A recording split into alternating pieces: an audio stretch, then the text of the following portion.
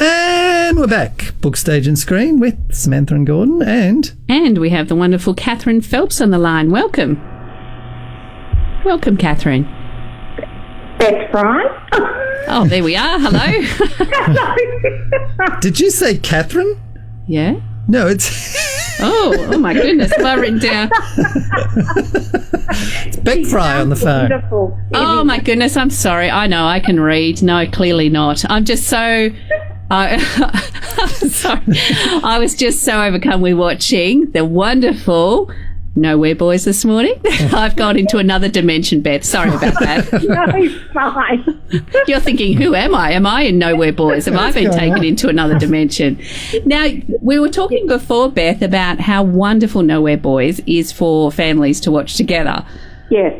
It was a show that we came across a couple of years ago. When was the first series? Because we were trying to work that out, actually. The first series went out in November 2012. Oh, wow. Yeah. Okay. Because we were thinking it was about 3 years ago. Yes. But 4 years. Yeah. Yeah, but it's a great show. The kids got into it straight away, and it kind of has that same, I don't know, that feeling of like Doctor Who about it, or something like that. Yeah. Where it's great for adults, great for children, and a great little adventure. Yes.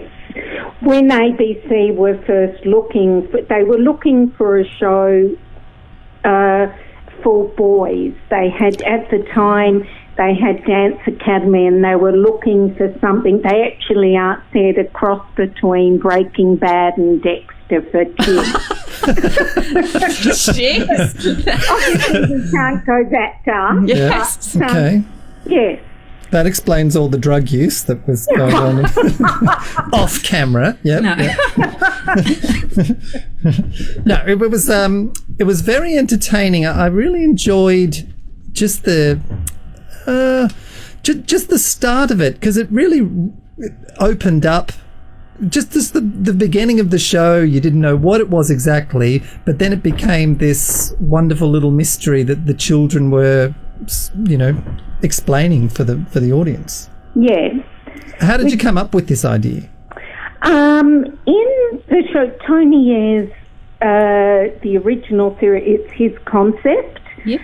And he at the time, it's sort of what would the first series certainly, and it still sort of carries on. What would the world be like if I didn't exist? And I think it deals with, teens having to survive, be self-sufficient, survive without their families, I think for our young audiences, the key has always been making it be, they're real dilemmas, even though it's high concept, heightened world. They're really how would kids, our audience, to think, how would I handle that if I was there? And we really sort of wanted it grounded in reality, so that it feels truthful for our audience, even though obviously our kids aren't, fighting off demons and things, but they can relate to those characters and different dilemmas and struggles they're going through.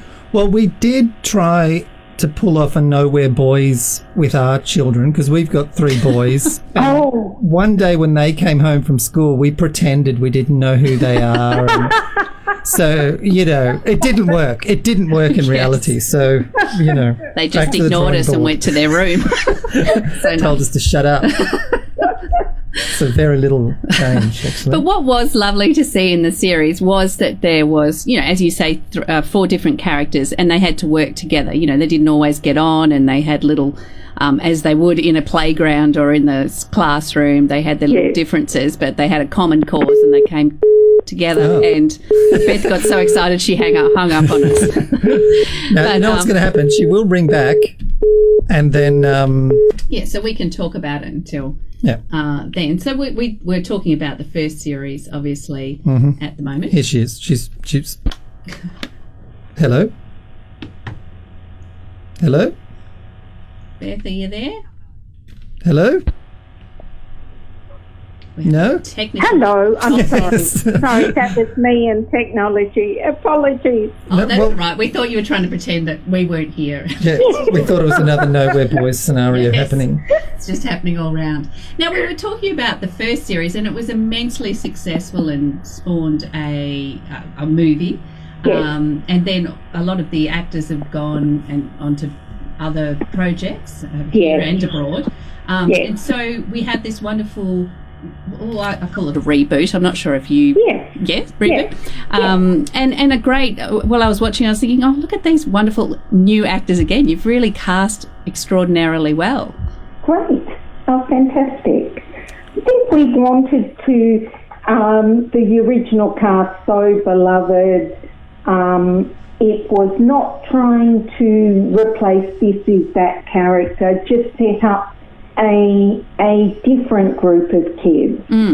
And Camille Ellis, who is the young Aboriginal boy, he's got a very high profile from bushwhacks and things, and I met him at the Logies a couple of years ago and was so taken with him, and immediately I was like, oh, I can see, you know, someone, or Camille, in this group of boys and girls that, you know, we can really shake it up, change it, give it, you know, just give it a freshness.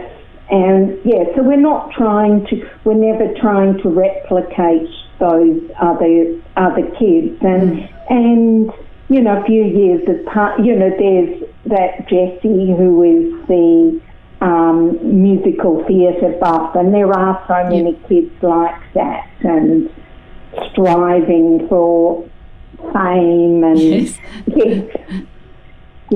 So we just really, and we workshop, we sit around as a team. There probably were about a dozen people in the room brainstorming new characters and different storylines.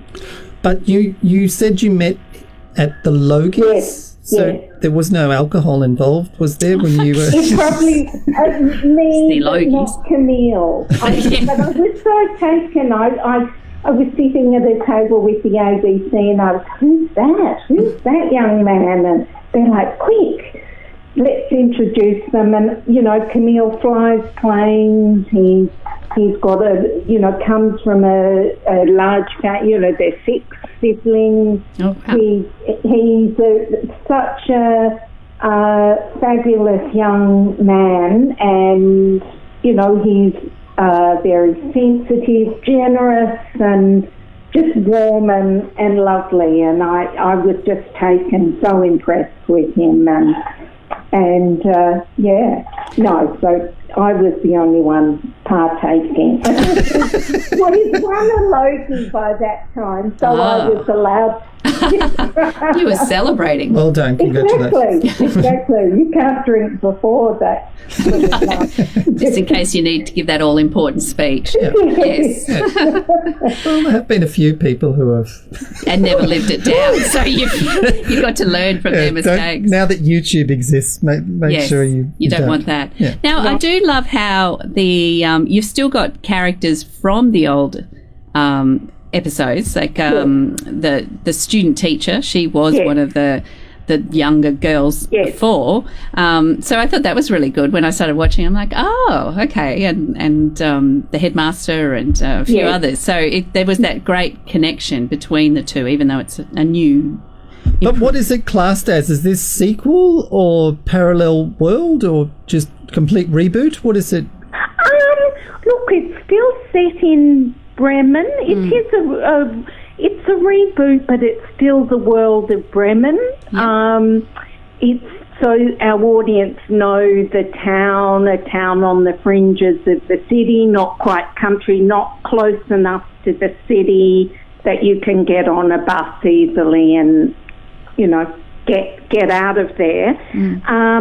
But we wanted, it's a few years on from when the last boys have left, and their story has become one of legend. Those 4 boys that went missing in the bush, what really happened. So we feed through. Coming up, there's a gorgeous, I don't know if you saw it, it's coming up in episode 6, a gorgeous homage, a musical homage to the original boys. Jesse, okay. No, I'm not up to that. Jesse puts on his musical of Back to the, Return to the Forest, the story of the Bremen Four.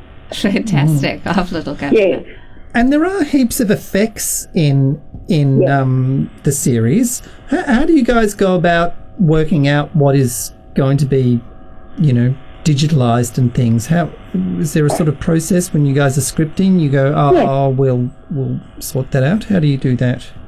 Look, this time we had the fabulous Rowan Woods was our, fabulous director on the Kettering incident. Mm-hmm. Little Fish, lots of TV, lots of Rake, wonderful TV and film credits. He came on as our setup director, and things had been scripted and evolved through the script, but he worked together with an artist on really establishing the evolution of our demons, our forces, those otherworldly forces that attack the kids. And then we work together with our visual effects team, and it takes hours, and there's a lot of meetings, there's lots of script meetings, and a lot of visual effects meetings. And then there's also in the rehearsals for the cast, particularly when we get to the latter X, the visual effects totally amp up for X 12 and 13, and making sure that the kids know what they're going to be performing to, because it's a long way off before we even get to see it. Like, we're working on, I haven't, even though the show's on air, I'm still working with the team on the visual effects for the final episode. Oh, right. So we're right, so the cast haven't seen that. So we've had these visual references that came out of Rowan's early work that, he directs to, but it's complex. It's complex for sure. Mm. And where does, obviously it's screened here, what's the success around the world? Fabulous. It's been amazing, this show. It's, I've just got some new numbers, but it's very big in the UK on the BBC, Canada, France. A lot of African nations. Wow. It's, really popular. I get Brazil, get contacted, and particularly in this world, social media, I get contacted by kids all the time from around the world. I think it's in probably over 150 territories around the world. That's amazing.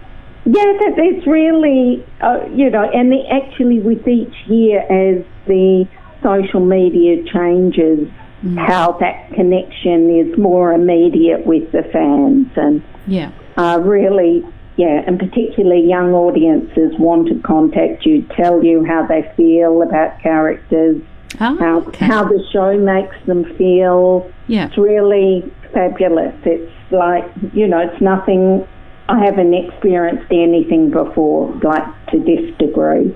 So I was going to say, is that very different from, say, an adult drama? Yes. Yeah. Yes. I think, look, you might get a few response, and you'll get people, I love this show, and things like that, and different things. Some of our audience and kids outpouring of how this show helped me get through. There was even someone told me of a refugee family they were working with, who the young girl said, "No, we're boys." She felt like it helped her last year and helped her settle into Australia, and it made her feel, a show that, and that, to me, that's just incredible. Or children who, I think people share a lot of personal things online, and at some stages I'm like, and dark thoughts, and this character made me feel better about myself, and it's really so rewarding. So do you have someone there at Matchbox that is dedicated to social media, or is it just they reach out, see your name and find you somehow through social media? They tend to find me. Yes. They tend to find me. Yep. We do have people who work in social media, but the kids will find me directly and Tony Ayres and contact us and talk to us, ask us questions and things. People will send things in for the cast. When we've got Q&As and things, lots of the fans will come. They'll travel long distances. Wow. I track a lot of fans online too. I know the super fans. We even before we were brainstorming Series 3, there was a young woman I loved what things she was blogging and things online and writing her own episodes and things. I contacted her and we brought her into the brainstorming room, it's a young transgender person, and she's smart they are very smart and fabulous, and they would have loved that, being in a brainstorming. Yeah. And they offer us a lot too. Yes, of course. We're all of a certain age, I think, in the writing team and producing team, and that it keeps us connected to the audience. Yeah, that's great. And what are the plans for Nowhere Boys? No spoilers, but just general. No spoilers. We would love to continue and do a 4th series, but no guarantees there. But we would love to. There's potential for, selling the format internationally. There's people talking about remaking it over there. Yeah. And we would continue, Tony and I, to be involved in that. Okay, great. There's some... Well, it sounds exciting, and Australia has done really well in a lot of children's. Well, it's not children's, young adults, I guess. Television. So it's a great. It's a little more ambitious, isn't it, than sort of the family dramas that are a bit. I don't know, just more mainstream. This is very out there, edgy, high concept. Yeah. With more interesting characters, I think, to be honest. Let's say a lot that's on, It's not beige. No. It's fair. No. It's fair to describe it. Look, that's Tony Ayres. This is the first, comes from his mind, his fabulous mind. He's the, for all of us on the first series, none of us had made a children's program. None of the writers, directors, producers had worked on a children's show. Yeah. So we did learn have a few teething problems where ABC, can't have that child wielding that knife. There were things that, of course, that makes sense. Yes. Or, how the audience need to, at the end of an episode, we love a cliffhanger, but our cliffhangers are different to adult cliffhangers in that our audience need to feel, even if they know there's a threat, our cast are in some ways safe or protected. They can be inside a hut with storms raging but they're together. Right. And that children can sleep and wait for the next episode. They'll be able to sleep the next week while they're waiting. You won't have angry parents ringing up. Yes. I need those boys found immediately. Oh, that's great. And that's great to learn something like that. As you said, you learned as you went along, and I'm sure ABC has lots of experience with telling writers and production companies what the do's and the don'ts of doing children's television. Yes. Wonderful. Well, we're glad to hear that you're still working on it. You poor love. Will you get it done by Christmas, or will you? Yeah. Yes. We will. That can be crossed off your to-do list. I know. We're hoping we will be finished. Yeah. Well, thanks so much for joining us for Beth. It was great. We're big fans, and it's been great to get a little bit of an insight into the back story and how it all began and what's going on there. And we wish it continued success. And thanks a lot again. Pleasure. Thank you both. Thanks. Thank Beth. you. Bye.